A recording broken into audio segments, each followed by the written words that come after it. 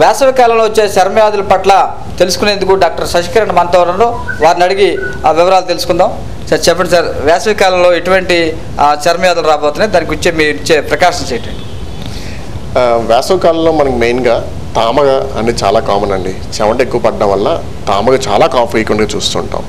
Second thing ఏంటంటే మనకి వేసవికాలంలో సన్బర్న్ వస్తుంది. చాలామంది ఏం చేస్తారంటే ఎండలోకి బయట అవుట్డోర్ వర్క్ ఉంటుంది వాళ్ళు బైకుల మీద వాటిలో వెళ్ళడం వల్ల స్కిన్ బర్న్ అయిపోతుంది. స్కిన్ బర్న్ అయిపోయి ఫస్ట్ నల్లగా అయిపోతుంది, దాని తర్వాత తెల్ల మచ్చలు కూడా ఏర్పడతాయి. ఈ బర్న్ అయినప్పుడు కొంతమందికి ఏంటంటే ఉట్టి బర్న్ కాకుండా ఎలర్జీ కూడా వస్తుంది ఎండకి. సో దానివల్ల పొక్కులు వచ్చే స్కిన్లో బాగా దోదొచ్చి నాకేతం అనుభవిస్తుంటారు వాళ్ళకి స్కిన్లో బొబ్బలు కూడా కట్టేసి బాగా ఇన్ఫెక్షన్ కూడా వచ్చేస్తుంది అప్పుడప్పుడు. సో ఇవన్నీ చాలా కామన్. దీనికి ప్రికాషన్స్గా మనం ఏం చేయాలంటే బాగా శుభ్రత పాటించాలి.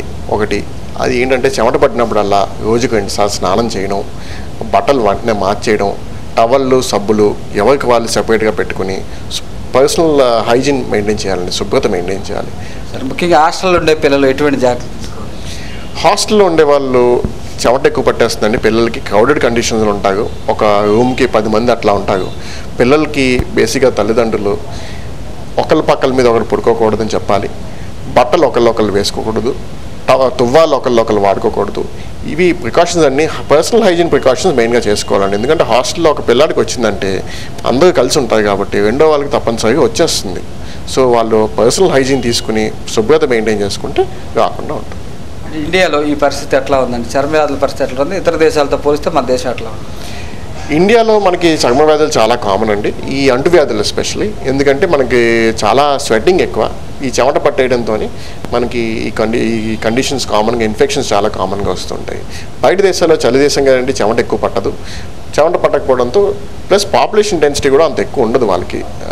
సో వాళ్ళకి ఈ కండిషన్స్ చాలా ఇంత ఫ్రీక్వెంట్గా ఉండవు. వాళ్ళకి స్కిన్ క్యాన్సర్ ఎక్కువ ఉంటుంది, మనకి స్కిన్ క్యాన్సర్ తక్కువ, ఇన్ఫెక్షన్స్ ఎక్కువ. ఇంకా కోస్తా తీరంలో ఈ ప్రాంతాల్లో ఎక్కువగా ఉండే చెమట పట్టే ప్రాంతాల్లో ఎటువంటి ప్రికాషన్స్ తీసుకుంటే బెటర్ అంటారు?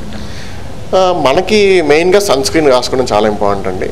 ఎండలోకి వెళ్ళేటప్పుడు ఫుల్గా కవర్ చేసేసుకోవడం సాధ్యం మటుకు. సన్ స్క్రీన్ ఒక మంచి ప్రిస్క్రిప్షన్ సన్ స్క్రీన్ వాడుకోవాలి. మామూలుగా బయట దొరికే సన్ స్క్రీన్స్ కన్నా డాక్టర్లు ప్రిస్క్రైబ్ చేసే సన్ స్క్రీన్స్ డెఫినెట్గా కొంచెం క్వాలిటీ కంట్రోల్ ఉంటుంది వాటిలోని. SPF దాంట్లో PA ఫ్యాక్టర్ అని ఉంటుందండి. PA ఫ్యాక్టర్ అట్లీస్ట్ 3+ ఉండాలి. SPF అట్లీస్ట్ ఒక 30+ ఉన్న సన్ స్క్రీన్స్ వాడుకుని రెగ్యులర్గా చెమట పట్టినప్పుడు అలా రోజుకు 2 సార్లు స్నానం చేయడం, ఈ ఇందాక చెప్పాం కదా శుభ్రతకు పాటించడం, ఇవన్నీ చేసుకుంటే మనకి ఇన్ఫెక్షన్స్ కాకుండా ఉంటాయి. ఎండ నుంచి మనకి స్కిన్ కొంచెం మనం కాపాడుకోవచ్చు.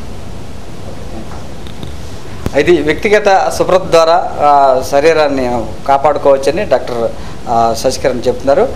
ఆ విధంగా కోస్తా తీరంలో కూడా ఎక్కువ మంది ప్రజలు డెన్సిటీ ఎక్కువ ఉన్న ప్రాంతాల్లో కూడా ఈ వ్యక్తిగత శుభ్రత చాలా అవసరమని డాక్టర్లు చెప్తున్నారు. Camera person Srinivasarao, Chittibabu, SDV, Visakhapatnam.